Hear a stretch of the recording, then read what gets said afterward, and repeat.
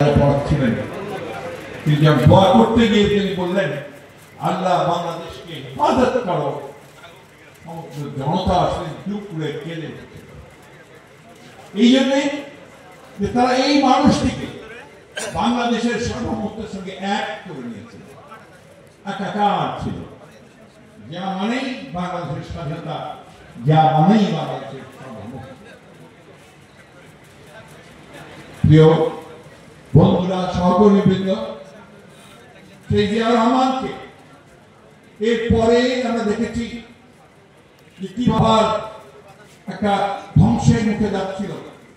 স্বাধীনতার পরে রাজনৈতিক ক্ষমতা দখল করে রাষ্ট্রকে সম্পূর্ণ ধ্বংস করে দিয়ে শুধুমাত্র তাদের লোকগুলোকে সামনে নিয়ে আসছিল সামনে, এবং একজন মাত্র ব্যক্তি, একজন মাত্র একটা দল ছাড়া আর কিছু ছিল না বাংলাদেশের সেই সময়।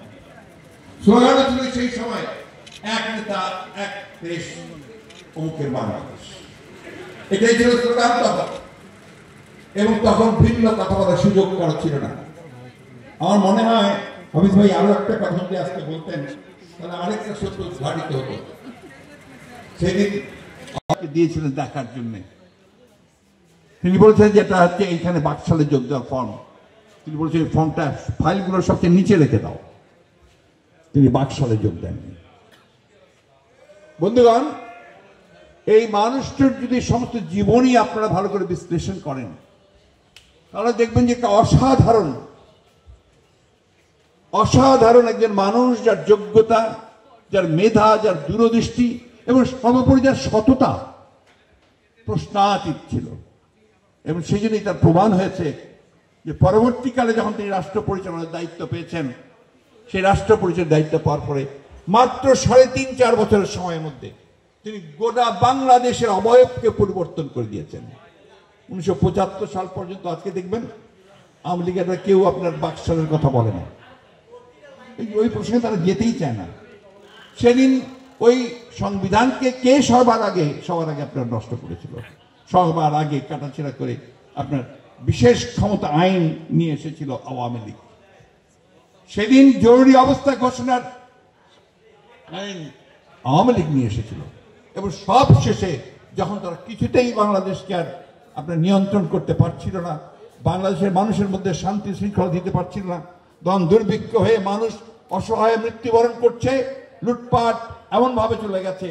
এটা আমার কথা নয়, আপনারা দেখবেন এখন যদি আপনারা দেখেন না, টেলিভিশনে সবসময় দেখায়, কথা শোনায়, ওই পানিতে দেখবেন উনি নিজেই বলছেন,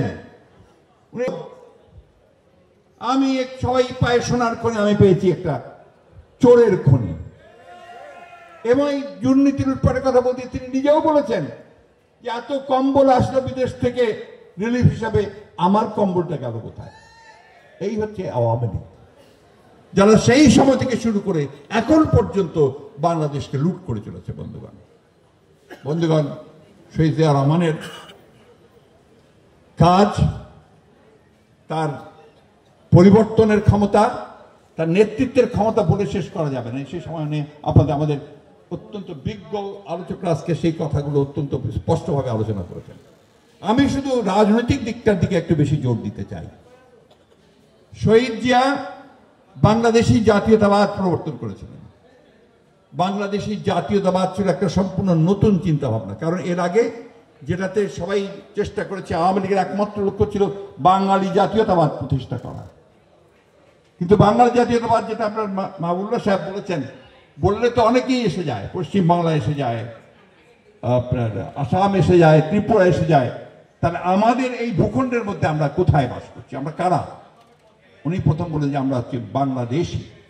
এবং ওই যে পার্বত্য চট্টগ্রামের যারা বাংলায় কথা বলে না, বাঙালি নয়, তারা বলে যে আমরা উই আর নট বেঙ্গলিস, সেই তাদেরকে নিয়ে সম্পৃক্ত করলেন, সংযুক্ত করলেন।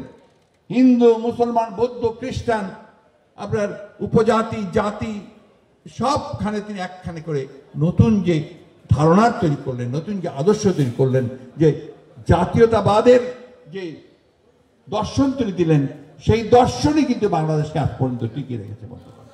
আজকে তো এরাও বাধ্য হয়েছে, পাসপোর্টে আপনি যখন আপনার জাতীয়তা লেখেন তখন কিন্তু আপনাকে লিখতে হয় এখন বাংলাদেশি, তাই না?